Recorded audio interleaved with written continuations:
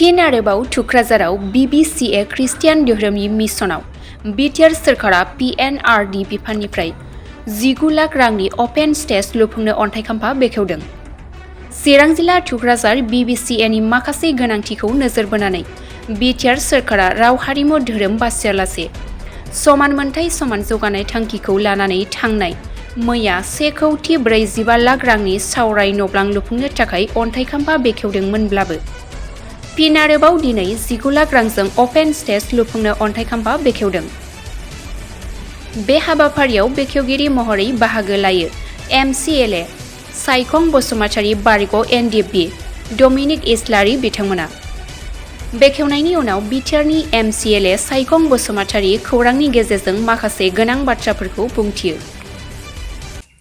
जोबोद गोजोननाय फोरमायदों बिटिआर गभर्नमेन्टनि जेनेखि डिपार्टमेन्ट PNRD डिपार्टमेन्ट गबिन्द सार बिथांखौ दिनै बे BBCआव मोनसे बिराद निड्स बानो गोनांथि जादोंमोन जे बेवहाय प्रत्येक बोसोराव एनुवेल कनफारेन्स जानाय जायो, बेहाय मोनसे स्टेज गैयामोन। दा बे गोनांथिखौ बे आंखालखौ दिनै बिथांनि जेनेखि फान्ड बेनिफ्राय दिनैहाय हमना हरनाय जाबाय अपेन स्टेज। निस्सय बे अपेन स्टेजआ बे BBCनि थाखाय जोबोद गोनांथिमोन आरो बियो जोबोद मा होनो गिदिर एचिभमेन्ट होननानै जों बुंनांगोन। स्पेसियेलि दिनै बयबो गोजोनदों।